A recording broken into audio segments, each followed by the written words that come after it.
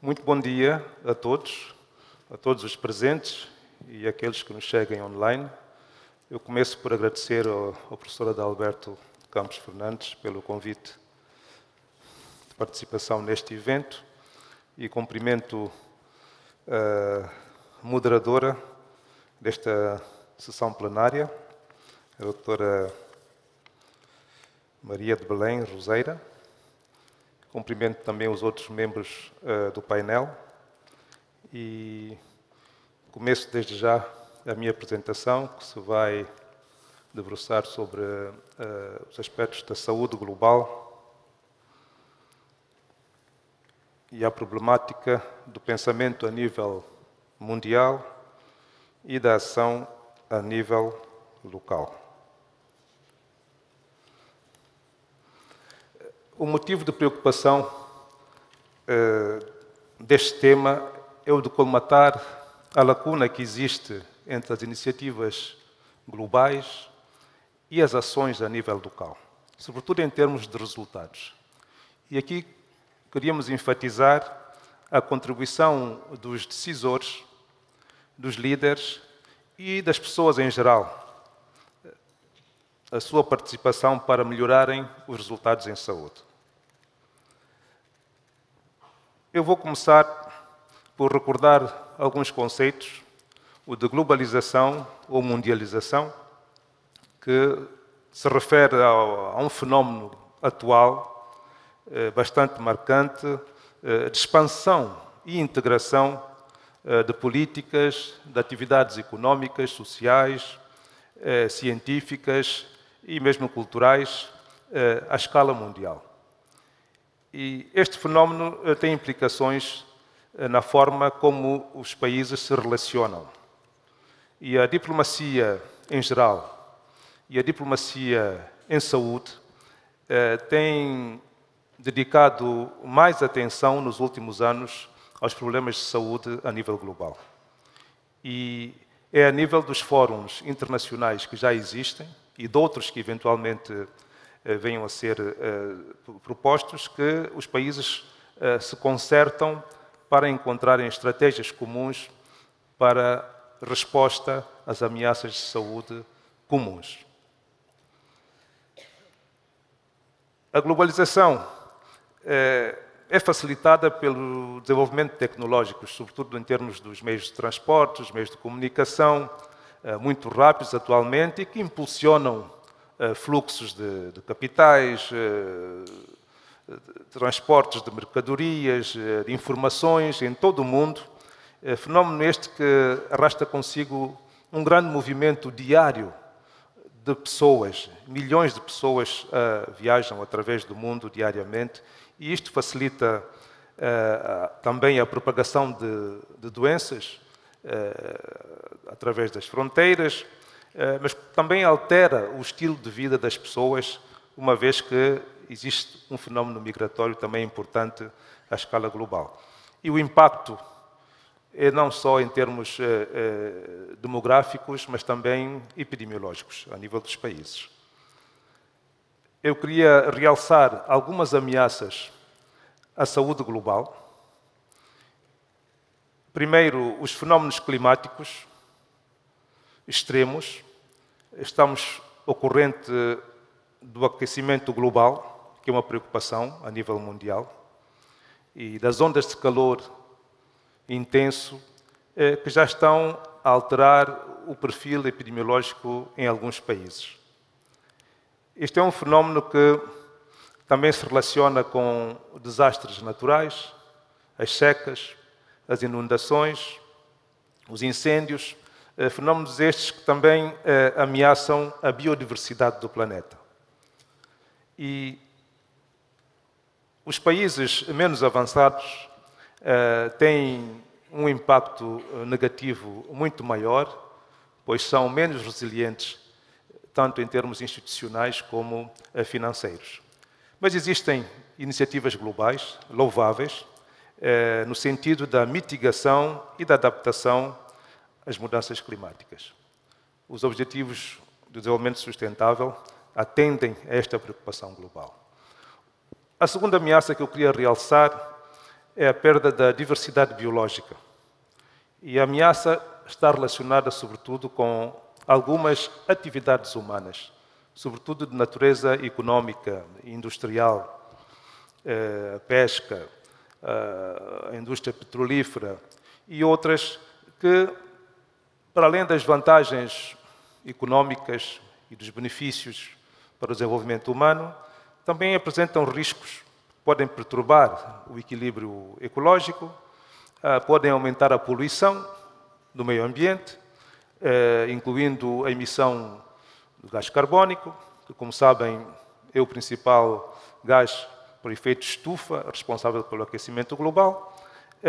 Também há o risco de invasão de espécies como hospedeiros e vetores que podem sair do meio selvagem para o meio onde habita o homem, trazendo consigo doenças como o ébola e mesmo a Covid-19, que foi o nosso último drama em termos de pandemia. E, portanto, esses problemas de biodiversidade também afetam, estão intimamente relacionados com as mudanças climáticas. E também existem iniciativas a nível mundial para a conservação e restauração da biodiversidade no mundo. A terceira ameaça que eu queria apresentar aqui são as emergências de saúde pública de dimensão internacional e, sobretudo, as epidemias e as pandemias, que trazem um grande desgaste, digamos, em termos de vidas humanas, mas também desgastes materiais, económicos e financeiros. A título de exemplo, a referir os países da OCDE que durante a epidemia de Covid tiveram prejuízos da ordem de 1,7 trilhões de dólares. Os países menos avançados, durante o mesmo período da pandemia, tiveram um aumento do número de pessoas vivendo em pobreza, mais de 1 milhão de pessoas foram lançadas para a pobreza, e em relação a esta preocupação, está atualmente em discussão um acordo a nível mundial, onde participam vários países e todos têm a oportunidade de dar os seus pontos de vista, para que haja um instrumento legal internacional que facilita a coordenação dos esforços para a preparação e resposta a futuras pandemias. E, para além disso, também existe o Regulamento Sanitário Internacional, que foi adotado pela Assembleia Mundial da Saúde em 2005 e que foi recentemente atualizado, um instrumento também muito importante para que os países tenham um guideline, uma orientação para reforçarem alguns das componentes dos sistemas de saúde para melhor se prepararem e responderem a situações de epidemias e pandemias. Por último, queria referir-me a mais 2 aspectos que também constituem ameaças para a saúde. Em primeiro lugar, a pobreza, a desigualdade e o gradiente social. Este é um problema que condiciona imenso a qualidade de vida das pessoas. É uma preocupação mundial de há muitos anos, mas os progressos têm sido muito poucos. É verdade que há uma tendência para a redução do nível de pobreza extrema no mundo, mas certas partes, como a África subsaariana e a Ásia do Sudeste, ainda se encontram em situações muito graves, de pessoas que não conseguem ter o mínimo para levarem uma vida decente. E isto em relação aos direitos humanos, que foram proclamados a nível mundial. Desde o fim da Segunda Guerra Mundial, eu penso que é uma preocupação que continua na agenda global e que tem um impacto no estado de saúde das pessoas e que acho que é pertinente levantarmos aqui.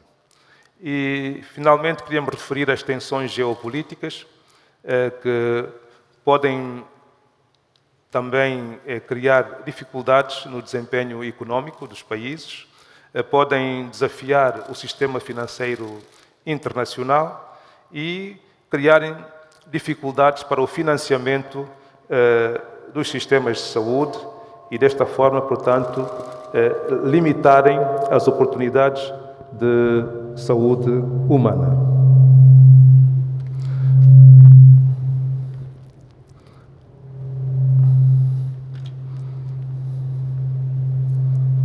Eu acho que seria bom baixarem o volume. Era bom controlarem o som, a não ser que seja uma orientação no sentido de pedir ao contenção de tempo. Ainda estou dentro do tempo, Dr. Maria de Belém. Ainda estou dentro do tempo. Ali um relógio, não é? Portanto, estas ameaças criam choques negativos sobre os sistemas de saúde. A preocupação da humanidade diante do desastre, da catástrofe humana que ocorreu durante a Primeira e a Segunda Guerra Mundial. E, em termos de diplomacia para a concertação entre os países, foi criada a Organização das Nações Unidas, mas também a preocupação em relação à saúde acompanhou com a criação desses escritórios em 1919, inicialmente, que depois evoluiu para a Organização Mundial da Saúde. E depois disso, houve uma série de iniciativas mundiais a favor da saúde. Eu queria recordar a Declaração de Alma-Ata sobre os cuidados primários de saúde, que propôs uma abordagem nova para a saúde, uma abordagem mais social, mais descentralizada, mais participativa e que tinha como objetivo a saúde para todos no ano 2000. Em seguida, os Objetivos de Desenvolvimento do Milénio, 2015. Foi outra iniciativa mundial, com uma componente de saúde muito importante e que permitiu alguns progressos em relação à mortalidade materna, à mortalidade infantil e ao peso de certas doenças, nomeadamente o HIV-Sida, a tuberculose e o paludismo. Em terceiro lugar, os Objetivos de Desenvolvimento Sustentável, que constam de uma agenda atual das Nações Unidas e que foi adotada por muitos países, se não todos, e que tem como horizonte 2030, com objetivos muito pertinentes e quase todos interpelando a saúde ou os sistemas de saúde, pois dizem respeito a determinantes importantes da saúde humana.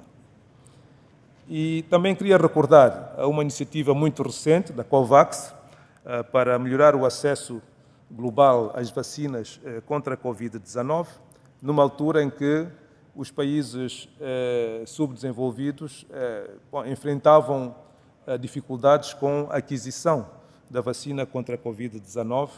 Houve esta iniciativa para facilitar, digamos, os esforços mundiais para que o acesso às vacinas fosse possível para todos, independentemente da condição das pessoas ou dos países.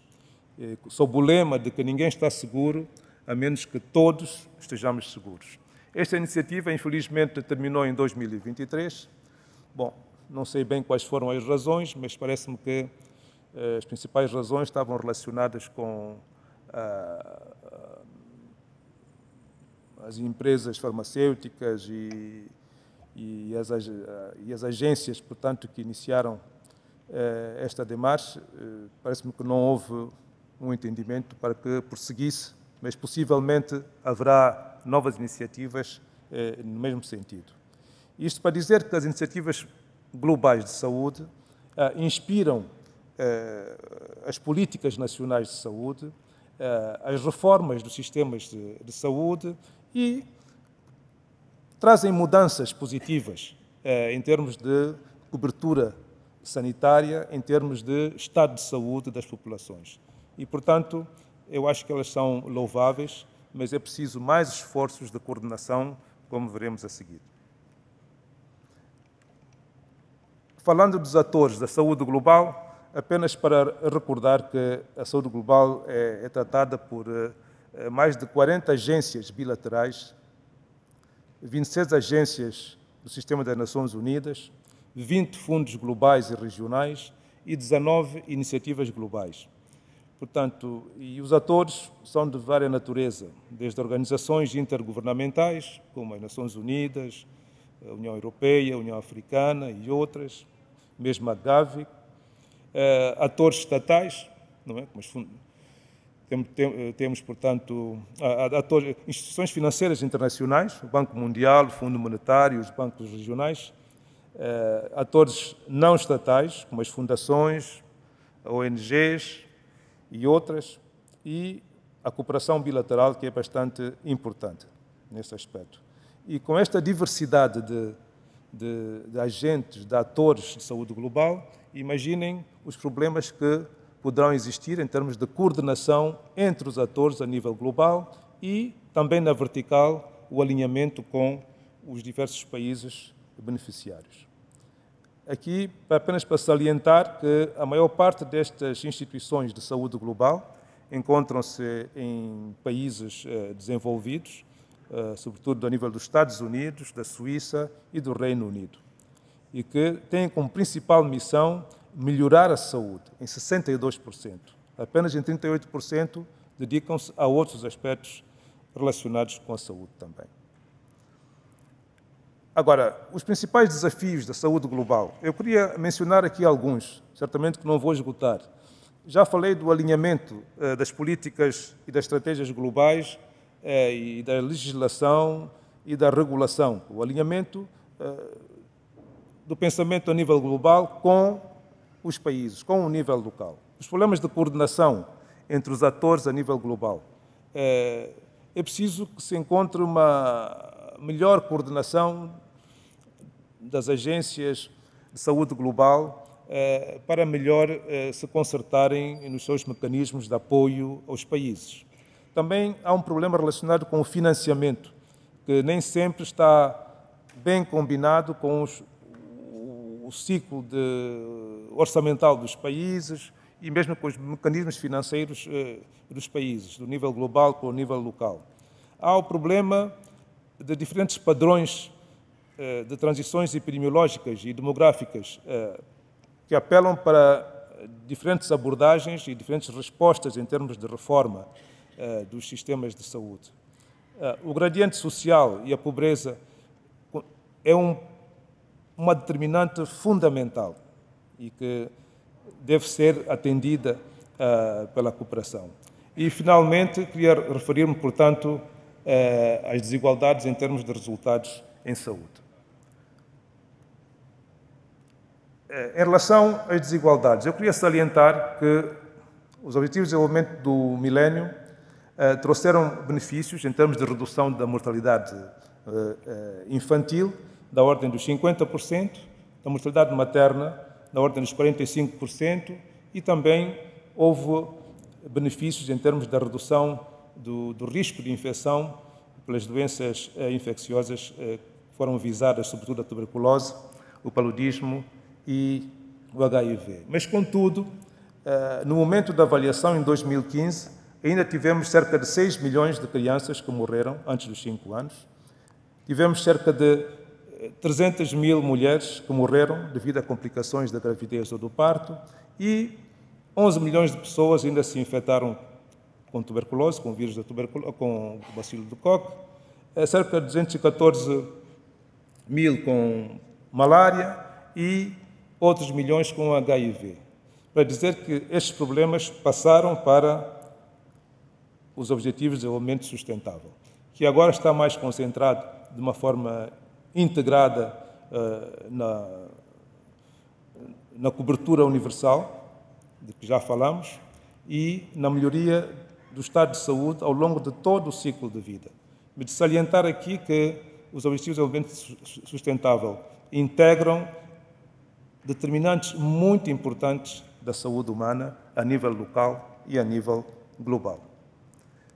Falando da cobertura, apenas para ilustrar, de acordo com o último relatório da OMS e do Banco Mundial, o nível de cobertura de cuidados de saúde a nível mundial, que varia de 28% a 91%.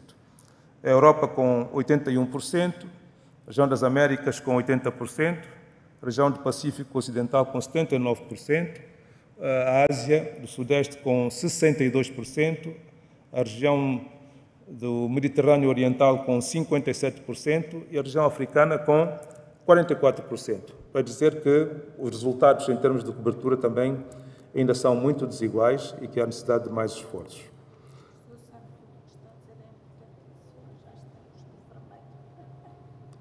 Não, mas eu tenho desconto da paragem. Muito obrigado. Está bem. Eu vou acelerar. Portanto, temos oportunidades com a globalização, todos nós conhecemos. Eu não vou parar aqui. Também é verdade que para enfrentarmos esta complexidade da saúde global é preciso sairmos da nossa zona de conforto e tentarmos soluções inovadoras. E eu estou a propor aqui que se adote um pensamento sistémico, não é? Sobretudo para atendermos os aspectos relacionados com a interligação das determinantes de saúde a nível global, com a diversidade dos atores que nós temos a nível da saúde global e uma melhor forma de articularmos, digamos, o pensamento a nível global com as ações a nível local. Isso tem que ser através de uma abordagem mais sistémica. E também para promovermos lideranças que sejam mais inclusivas. Penso que a cibernética organizacional e algumas abordagens de metodologias de sistemas suaves poderiam ajudar em relação aos aspectos que foram mencionados como desafios. Não vou entrar em detalhe. E também faria apelo para um novo humanismo em saúde, baseado em valores e princípios que fomentem os direitos humanos, que capacitem as pessoas e que promovam a inclusão para podermos instituir a equidade nas políticas, nos processos e também nos resultados em saúde. Em conclusão, dizer que a globalização oferece oportunidades e desafios, que devemos aproveitar as oportunidades e encontrar soluções inovadoras para os desafios. A interligação de fatores sociais, económicos, climáticos, geopolíticos, no contexto atual da globalização, aumenta a complexidade do ambiente em que operam os sistemas de saúde. E isto é um desafio importante que apela para uma abordagem mais sistémica. E também penso que para melhores resultados em saúde é preciso, para além do pensamento sistémico, promover lideranças coletivas, adotar a cibernética organizacional em termos de pensamento e de organização para responder aos desafios estruturais da saúde global e isto numa firme convicção de que nós poderemos otimizar as capacidades ecológicas, financeiras e tecnológicas do nosso planeta a favor de uma saúde para todos. Muito obrigado pela vossa atenção e desculpem-me pelo tempo.